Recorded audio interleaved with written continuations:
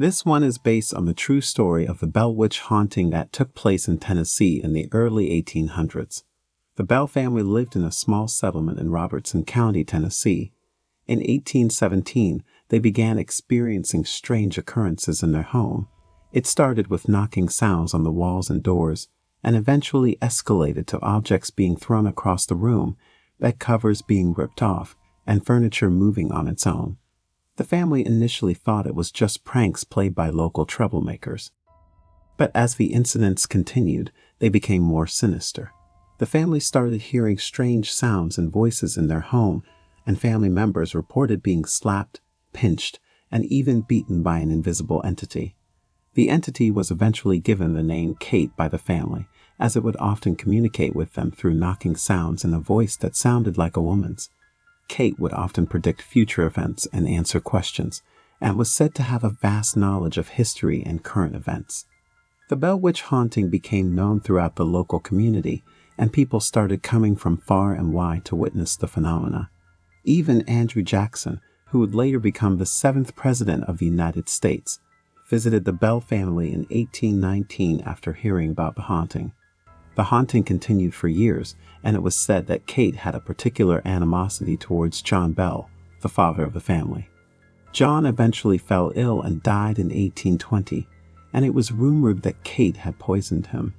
After John's death, the haunting continued, but it gradually began to subside. It was said that Kate made a final appearance in 1828, stating that she would return in 107 years.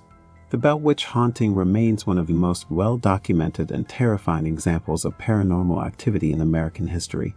While some skeptics have tried to explain the events as a hoax or mass hysteria, the sheer number of witnesses and the extent of the phenomena suggest otherwise. To this day, the Bell Witch haunting remains a mystery that has fascinated and terrified people for centuries. This story is based on a true account that happened in the UK and is known as the Enfield poltergeist. In the late 1970s, Peggy Hodgson and her 4 children were living in a council house in Enfield, a suburb of London. In August 1977, strange things began happening in their home. It started with knocking sounds on the walls and furniture moving on its own. The family was frightened, but thought it might just be the wind or some other natural cause. However, the incidents continued and became increasingly intense. The family began seeing objects move across the room by themselves and witnessed furniture levitating off the ground. The children's toys would move on their own, and they would hear strange voices in their bedrooms at night. The family contacted the police, who initially dismissed their claims. But when officers arrived at the house, they too witnessed strange phenomena, including furniture moving and unexplained knocking sounds.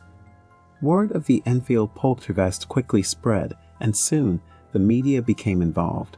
The story was covered in newspapers and on television, and people from all over the country came to visit the house to see the ghostly occurrences for themselves.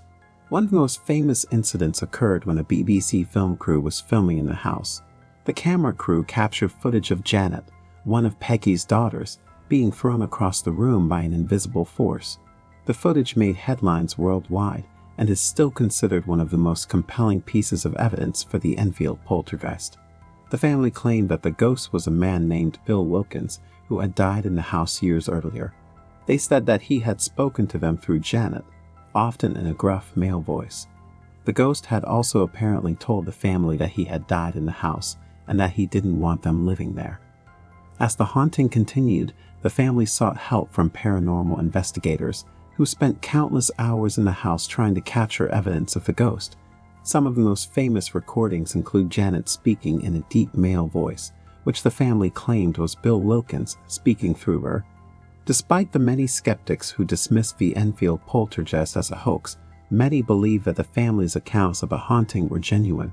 The case remains one of the most well-documented and well-known poltergeist hauntings in history, and has left a lasting impact on those who have studied the case.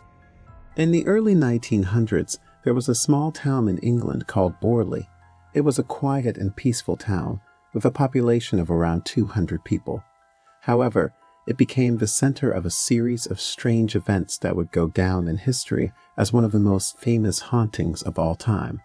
It all started when the Reverend Henry Dawson Ellis Bull, a local clergyman, moved into Borley Rectory with his family. Almost immediately, they began to experience strange and unexplained phenomena. Doors would slam shut on their own, footsteps could be heard in empty hallways, and objects would move by themselves. The Bull family tried to ignore these occurrences, but they became more and more frequent and intense. They soon realized that they were not alone in the rectory.